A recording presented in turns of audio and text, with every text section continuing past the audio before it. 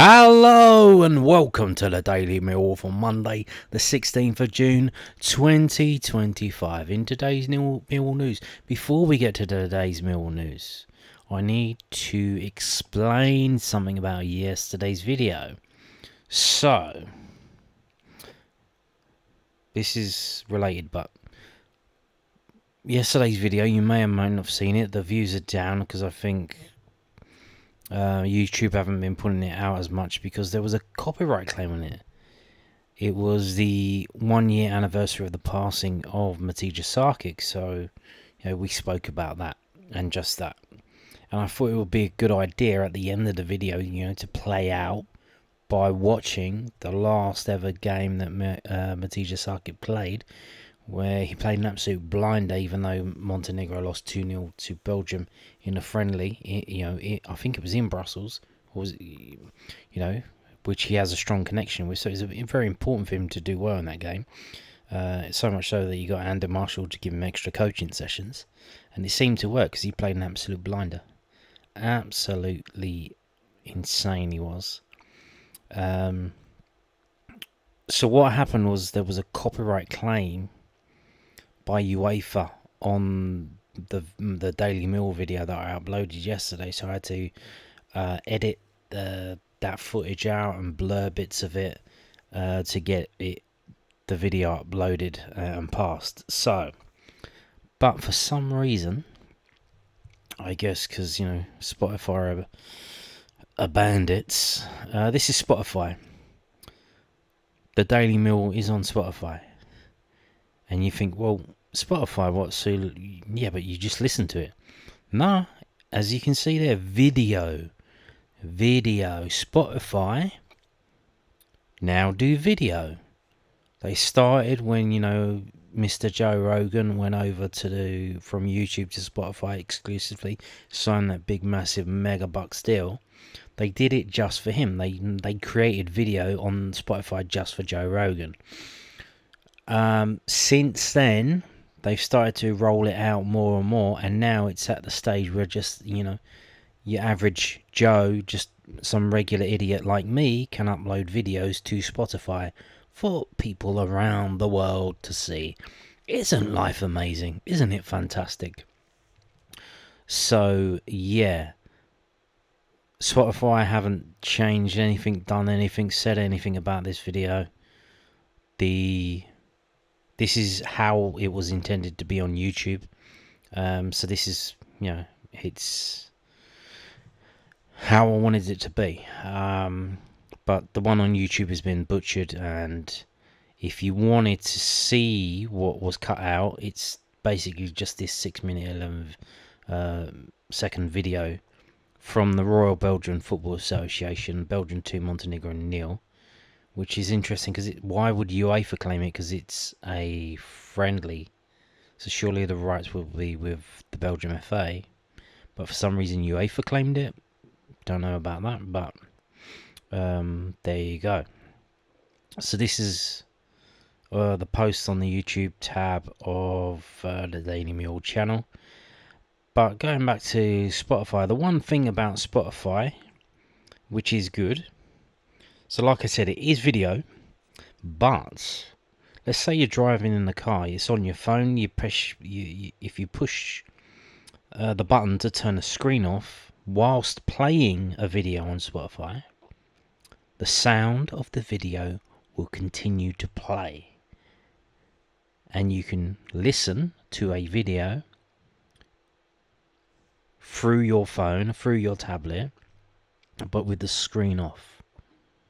Which obviously is interesting, but if you do that with YouTube, when you turn your screen off on YouTube, the sound cuts out, because that function is only available if you have YouTube Premium, which is pay more money. So isn't that grand? But yeah, if you wanted to see it as it is, you can go to Spotify, which with an app on your phone or on your smart TV. There's a Spotify app there. And if you didn't know, most of the things you watch on YouTube, if you watch a lot of big big people, your Joe Rogans, your Theo Vons, whatever, they'll be on Spotify with a video. Tim Dillon probably, I don't know. But people like that are on there. Okay, so that's dealt with. Now let's go onto the Millwall news. I got this up. There's been like story after story after story written by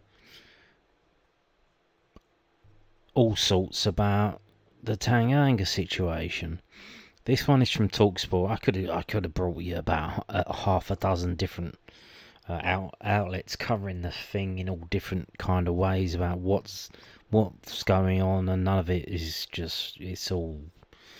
You think they just throw like a random number generator where they just create nonsense, but so this is from Talksport.com.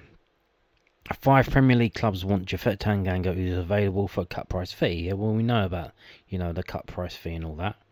The picture is not related, by the way. I thought they fucked up and put a Tanganga picture up there. No, Japhet Tanganga could leave Millwall this summer due to a cut price release fee.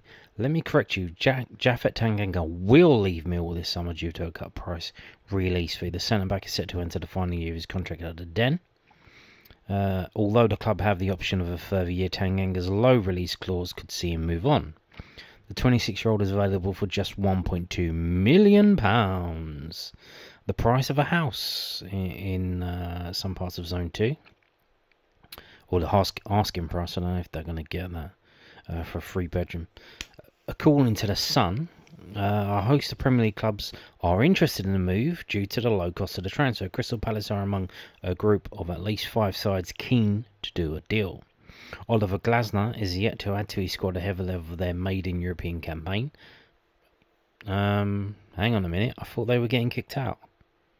Please don't tell me they let them in, that's disgusting. Why are they bending the rules for them? That's disgusting. They kicked out the Irish team and they're bending the rules for them.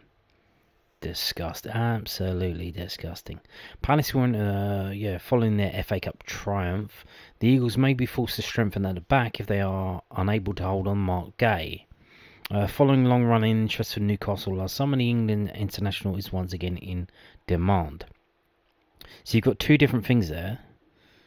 Apparently, they're saying they need him because they need to bolster their squad for Europa League, which they shouldn't be in because they break the rules.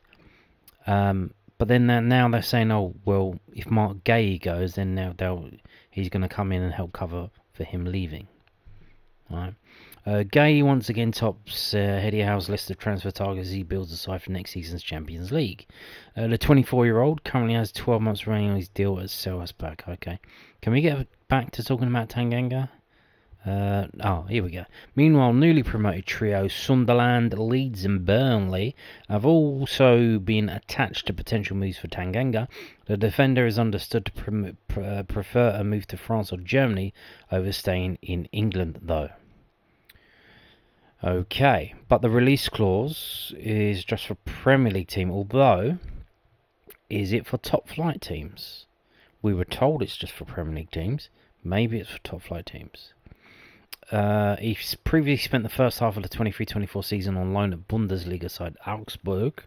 The former England under-21 international later joined Millwall on loan from Tottenham before completing a permanent switch last summer. Tanganga went on to make 40 championship appearances for the Lions last season. Across those matches, he scored twice to help Millwall finish 2 points off the playoffs in 8th. The Spurs Academy graduate now appears set to move on from Alex Neil's side, having broken into the first team in North London. He made 27 Premier League appearances for his former club. So he played 27 times in the Premier League for Spurs. Right, so let's break this down. Here we go again. Go away. 5 clubs, they said. They said 5 clubs are after Tanganga. They then named 4. Palace. Who are the other ones? Leeds, Burnley and Sunderland, right? So they've only named 4. So who's the other one? Who's the other one? Bournemouth, Fulham, West Ham. it would probably be around that level. Now, here's the thing. Because his release clause is only 1.2 million. That is like. Here's the thing. If you buy a Ralph Lauren shirt from a Ralph Lauren store, you're going to be like, wow, I got a Ralph Lauren shirt from a Ralph Lauren store. Ain't I fantastic? If you buy a Ralph Lauren shirt from a stall in East Street Market, you're going to be like, I've got a Ralph Lauren shirt, but do I though? Is it fake? Like, what's wrong with it? Tanganga's release clause is 1.2 million. That is very, very, very low. Unless there's some kind of reason to explain why it's so low, people will think there's something wrong with him. Because he has had injury problems in the past. So they would think, hang on a minute, why is it so cheap? There's no luxury there. Like, why is this guy so cheap? There must be something wrong with him. And that's probably why the move hasn't happened yet, in that, the wages that they're offering him aren't mid-level, not even high level, not even mid-level. They're probably offering low-level Premier League wages. And he's like, whoa, hang on a minute, what's this about? Which is, when you do the maths and you think, hang on, this is the amount of money they're going to offer me, after all the taxes and all that, this is what I'm getting. This isn't like, I thought I was going to get more than this. And that's probably why he's looking abroad. Because I would say, I don't know, I think France might be quite similar to the UK, but Germany, maybe the taxes are lower there. And because we've seen a lot of, English players, Scottish players go over to Germany, go over to Italy. They're probably, thinking about, take-home pay after taxes. And that's probably why he probably he says he's understood to prefer move to France or Germany. Well, I would imagine, yeah, because you're going to be getting more take-home pay because the tax rate's insane. So, yeah, there you go. So, if he's only getting offers of, 25k a week or whatever, maybe around there, 30k a week, he's going to be like, well, if I go abroad and get that much money, I'm going to be keeping more of it. So that might be the situation, but we were told, now obviously we don't know, we don't know what's real, what's not, where's this come from. It sounds like, it might be coming from Millwall, to be honest, or Steve Gallen, from the way this is written. Obviously, TalkSport is just down the road from the Den, if you didn't know. TalkSport have moved into the news building, which is opposite the southern platform exit at London Bridge, by that, literally opposite the Shard, actually, I think, yeah. So that's where they are now. They're in that building. So yeah, we were told that the release fee is just for Premier League teams, but now I heard the phrase top flight in some other story, so is it for top flight? But here's the thing, 1.2 million, how does that compare to euros? I don't know the exchange rate at the moment. Could he go to Turkey? See old, what's his face? Is he still out there? Mourinho, you keep hearing the stories here, there and everywhere about Mourinho loves him, he's like praising him, saying he's great, like you should sign him. He hasn't signed him. If the release fee is only 1.2 million, that's, why doesn't Mourinho buy him? But there you go. Now, moving on to this from the southernnews.co.uk. Again, I don't know if this is from the same interview that one interview that they did, where they spoke to Alex Neil, and then they've just kind of like piecemealing it out, just dragging it out. Southernnews.co.uk. It gives you that extra emotion. Millwall boss reveals one key catalyst behind top 6 ambition. Alex Neil said the backing of the fans has given him extra emotion as he targets a top 6 finish next season. The Lions narrowly missed out on the playoffs last season, finishing 2 points behind 6th place Coventry City after a 3-1 final day defeat away at Burnley, just 4 months after Neil was appointed head coach.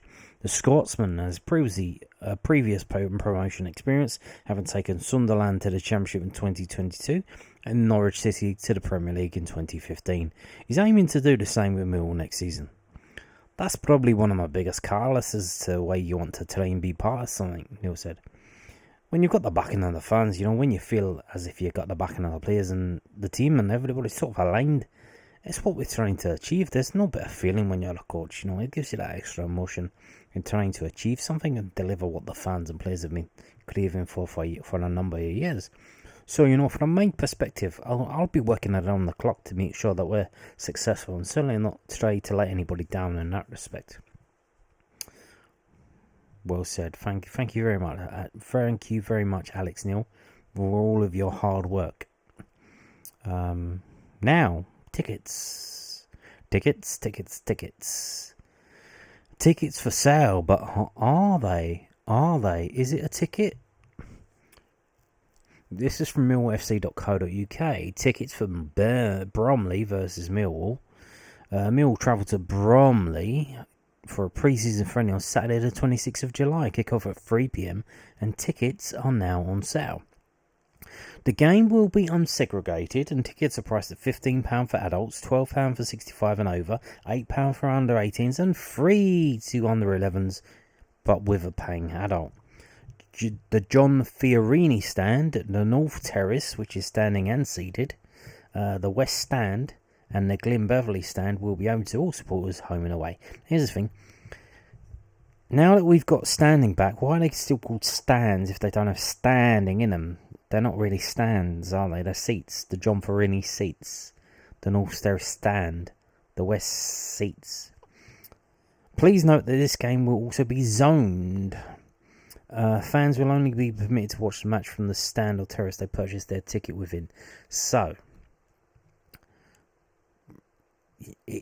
Bromley, they're not non-league anymore. You can't just buy a ticket and walk around the ground like you used to do. The fans will be mixed because, there's not much animosity between Bromley and Millwall. They're basically the same kind of people, aren't they, really? A lot of, Mill fans will have Bromley as a second team to some extent, if you do have second teams. And there's a lot of, obviously, ex-Mill gone through Bromley in recent years, and some are still there. But it's going to be zoned, and what they mean, so there's certain facilities that you can access from your zone. So you can't go into certain bars and things and whatever. Restaurant if you're in the wrong zone, okay? They've done it all. If you haven't been there for a while, they've done it all up. Look at that. Can you imagine? Look at that. Look at that. Look what they've done to the Bromley ground. Look what they've done. So zone 1.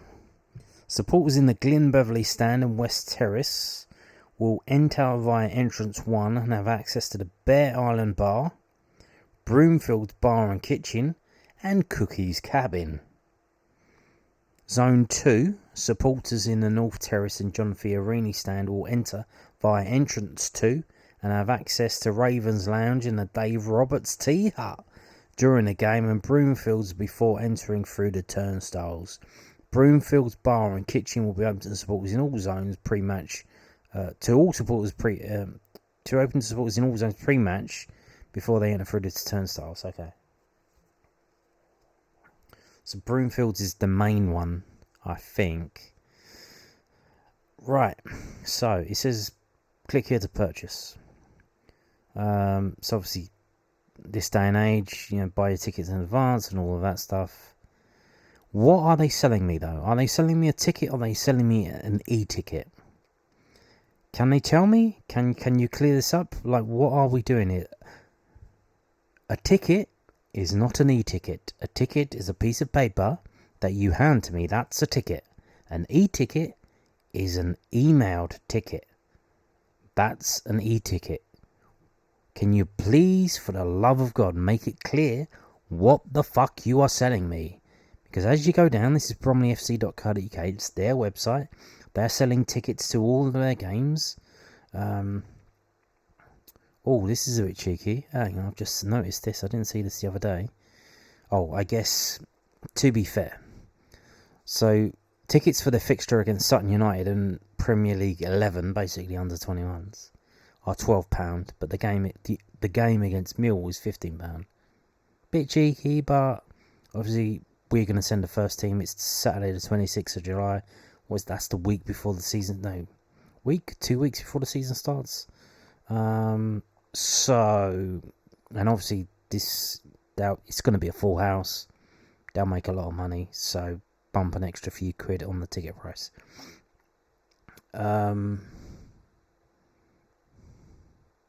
All 4 fixtures will be unsegregated. That's a bit risky. That's a bit risky there. Right, where is the bit that I wanted to complain about and moan about? Where is it? There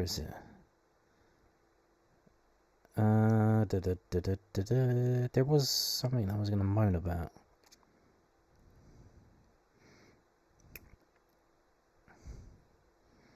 Where was it? There will be no on-the-day price rise. Cool. I think tickets might be sold out before the day. Here we go. This is what I was going to moan about. Please note that tickets will be emailed to supporters close to the date of the game. Then it's not a ticket then, is it? It's an e-ticket. You're selling me an e-ticket. It's not a ticket. It's an e-ticket. Can you use language properly to convey the meaning of what the fuck you're selling me? You are not selling me a ticket. So if I buy a ticket, in quotation marks, from you, you're going to email it to me. That's an e-ticket. You're not going to post it to me. That would be a ticket. It is an e-ticket. Why are they confusing this stuff now? This is not the same thing. A ticket is not an e-ticket, and an e-ticket is not a ticket. They are different things.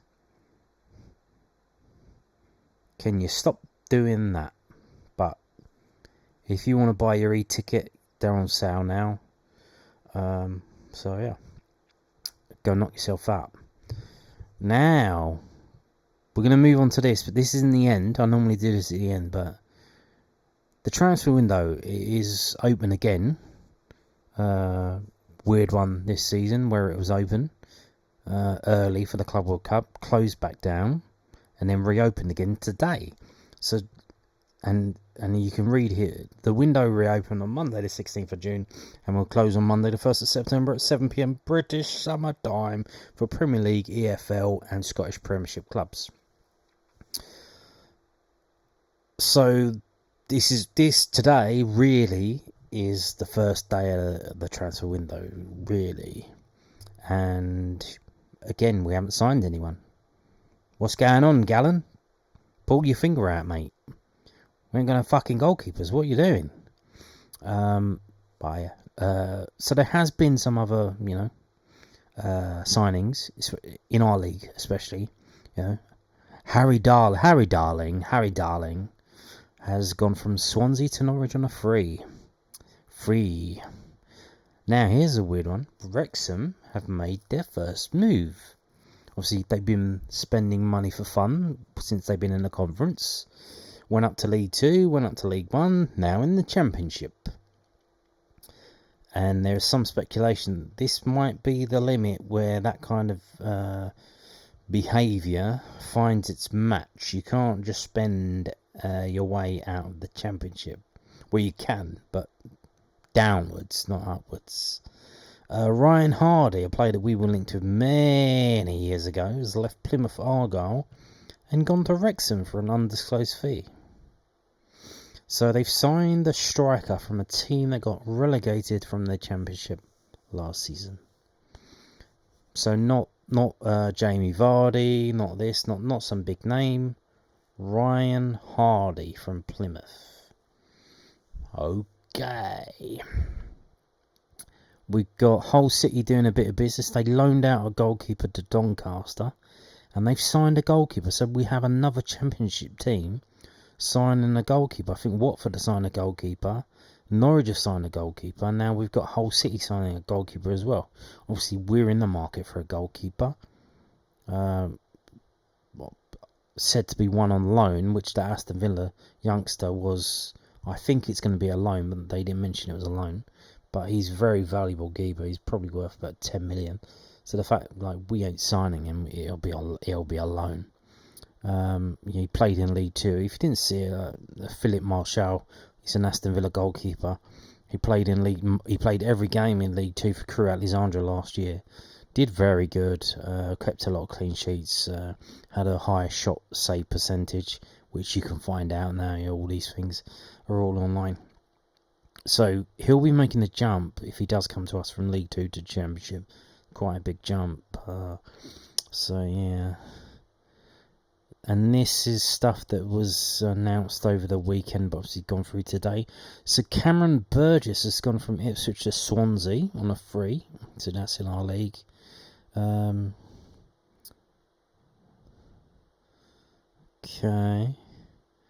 And anything there? No, but Wickham doing a lot of business, aren't they?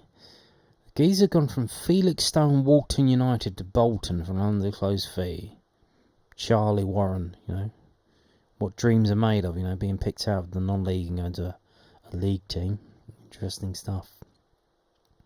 Galatasaray signed Leroy Sané. Jesus, what signing that is.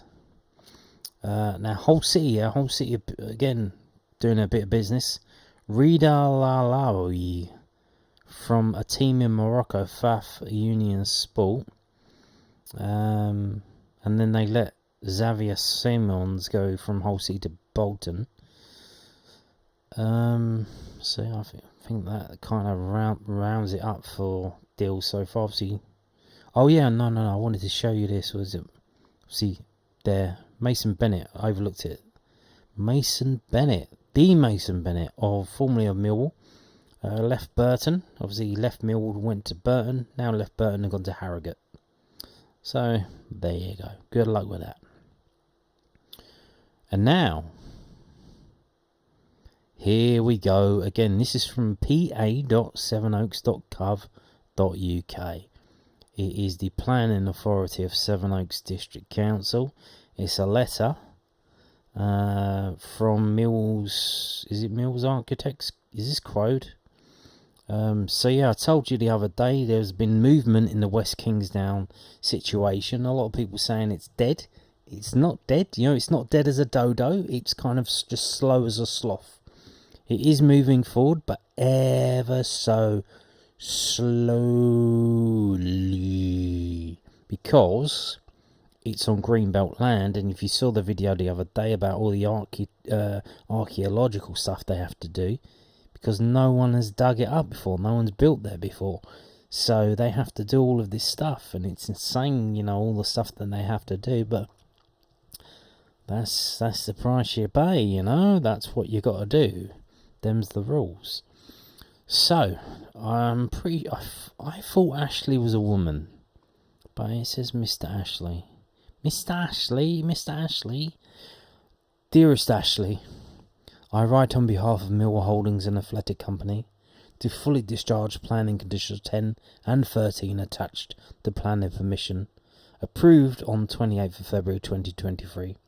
The planning permission relates to the construction of a training academy facility, a groundskeeper building and a security building, an indoor pitch and outdoor football pitches, including an artificial football pitch and associated training areas, car and cycle parking, and hard and soft landscaping, and new access to Falcon Road.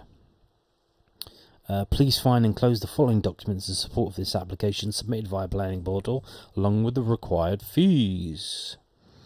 Hardscape plan, master plan levels, and then etc. etc. Daniel Rosson, senior planner. So condition 10, you can see it there. Condition 13, prior to the commencement. So, are we about to commence? Ooh, maybe something's about to commence. Now, bizarrely, this was sent in at the same time as the other stuff that I showed you, but it's only just been published today. Why? I don't know. Maybe they had a bit of trouble with the computer. Forgot to turn it on. You can see the date, 15th of May. It's only just been published today. And this is what got published. This is what they said. So this is very boring and not interesting at all. So I thought I would show it to you, on the channel, just like the rest of the stuff. So yeah, this is what we got. What is this? This is proposed services that will be at the new place. Surface type 1, tarmac Adam. Black top, ultiporous by tarmac or similar improved. And this is service type 1, and that is the light grey that's going to come in from the new gate, the new opening. It's going to come in, it's going to be in the car parks and all of that stuff. So that's what that is. And then we've got this yellow one, and that is self-binding gravel, vehicular circulation, self-binding gravel, hogging by C-Deck or similar approved. So that's going to come. So this is a pathway. It's going to come from the car park, from the security building, past the main pavilion, down to that football pitch, all the way down past these football pitches, and it splits off and it goes around the indoor football pitch, and then it goes around the other football pitch, and then there's a thing there, we'll get onto that in a minute, and it goes along through these other football pitches, but not round every one of them. So this might just be like one continuous piece of grass, but the pitches will be marked up. Although the ones at the bottom look like they have, the five-a-side ones, they look like they have some kind of barrier around them. And then there's one just for goalkeepers. It's just got a goal. But you can see there's a barrier where the two big ones don't have a barrier between them, which is interesting. Right. Now we've got this. What is this? Isn't orange. It's kind of light orange in a way. Kind of pinky orange, shall we say? Pinky orange. Service type 3. Concrete plank paving. Linear plank paving by Tobermoor or similar approved. And they've actually got the size, so they're going to use concrete planks paving, and that is the pink one. So that's going to be around the main pavilion, and going from the main pavilion on the inside. Obviously on the outside it's the gravel path, whatever they call it. They call it self-binding gravel path around the outside, but directly, the short way between the main pavilion and the indoor football pitch is going to be the concrete plank paving. Moving on to service type 4. Now this is interesting. Timber deck, non-slip composite by Beaver Bridges or similar approved. Going to be brown in colour. And that is, so if you go to the main pavilion and you go down, and there's like a V, an orange V, that is going to be a bridge or timber deck, but it's going over this thing that looks like a river. Now, as far as I know, at the moment there isn't a river there, but if you can see, like, it winds around, it winds through between the football pitches, between these 4 football pitches and the sideways football pitch. There's like a winding thing that goes around. And then if you go to the left, near the road, that winding stuff lane goes into what looks like a pond or a lake. So are they going to be building a pond or stuff? Like, where is the water from that coming from, though? There isn't. I guess the Darenth River is nearby, but it's not like that close. So yeah, I don't know where this river's gonna be. For them to do that. But it looks like they're going to be building a little river in between the football pitches, or a little brook, or just a ditch, maybe for drainage, to drain off the ground so it's not all. But it's isn't it on a chalky part of the ground? I don't know, a chalky area. I don't know. Surely the drainage would be pretty good on a chalk area, though. Probably too good, because it would just fall through the chalk very quickly. So you've got that. So you've got the V, and then above that there's a little bit there. So there's going to be another little timber deck bridge, but underneath the main pavilion, you've got this dark grey line that goes along. And that is which it kind of looks like the same colour as the main pavilion and indoor pitch. So that's probably not a good colour to choose. You probably could have chosen a different colour. I know why they chose it, because it's for stepping stones. Stepping stones by Marshalls or similar approved, light grey. And they've actually got dimension.